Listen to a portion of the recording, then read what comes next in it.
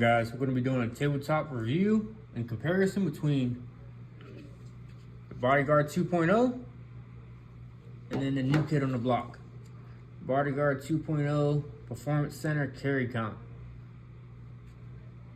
The names of these firearms are just getting longer and longer, which doesn't mind me none. Not a huge fan of talking, but as you can see, they're very similar. 3-inch barrel versus 3.1-inch barrel. Get them lined up from the back. You can see it's ever so slightly longer. Literally, it's just the comp and the cut in the barrel. It's the only longer part. Then you can see there's no serrations on the top of the regular Bodyguard 2.0. You got these cool looking cuts and serrations on the Carry Comp. Then for the regular 2.0, we are clear. And for the regular 2.0, it has an orange front sight. And for the Performance Center, we have a green front sight. I don't know which one I like better. Catches my eye is the green one. We'll see how it does out in the range. I don't know if you guys can see that. Then another big difference is the Carry Comp sight. The U in the back is much closer than the regular one. I like that better, allows for better shots.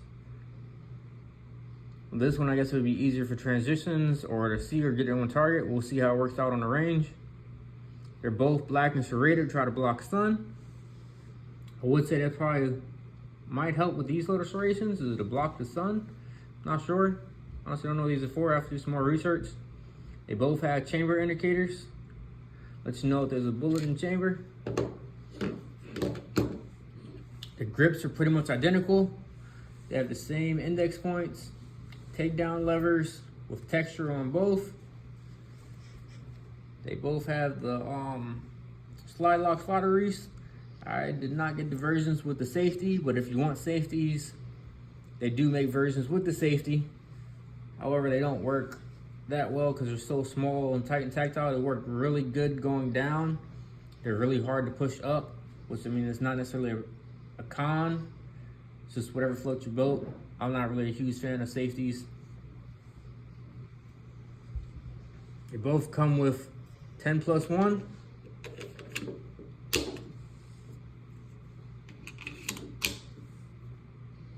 Or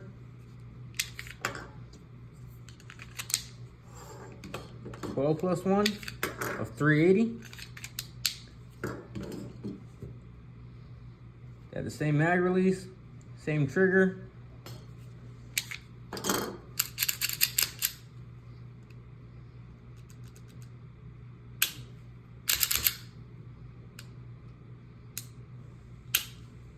Short reset.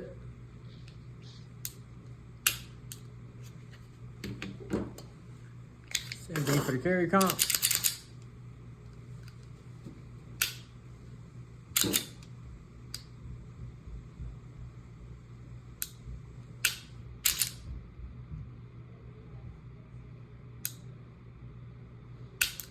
The slides are very easy to rack, no matter where you grab them from.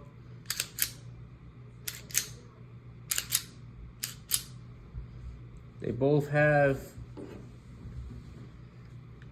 index points on the rear of the slide and the front of the slide.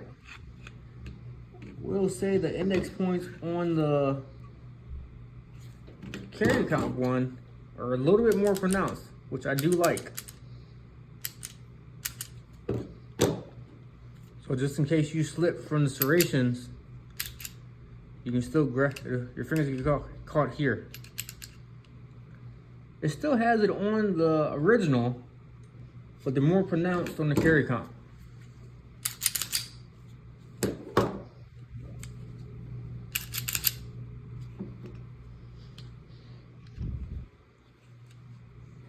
Exactly the same.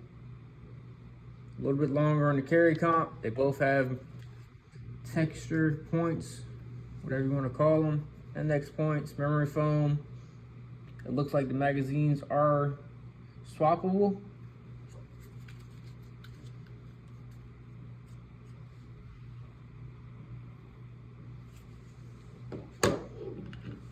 We'll take them to the range and do a side-by-side comparison.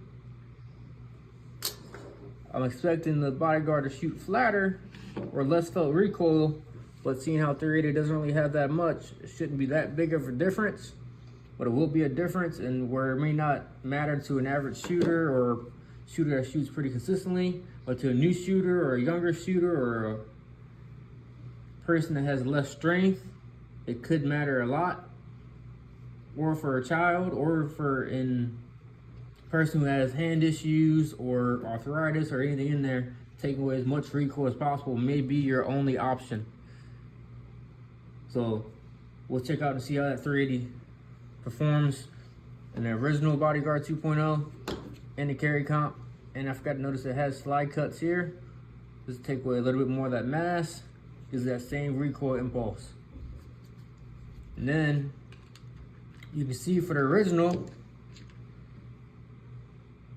the recoil spring sticks out a tiny bit, and the barrel sticks out a tiny bit past the frame. Then on the Carry Comp, the recoil spring is kind of recessed inside the barrel, while the barrel comes back past the frame.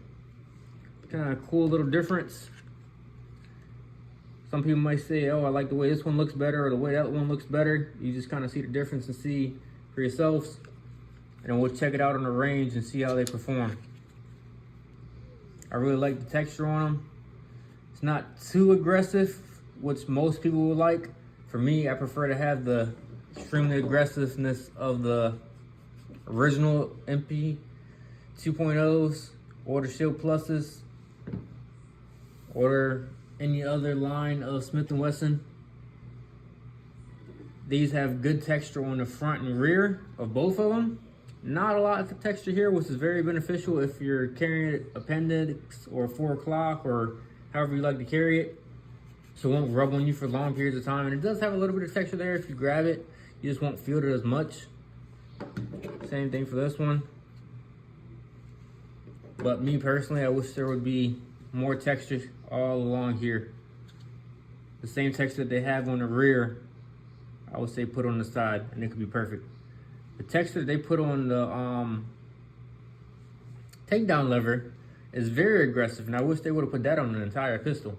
A lot of people probably wouldn't like that, so that's why I understand they changed it a little bit, especially from the Shield Pluses that have a lot of texture. Some people steer away from it just because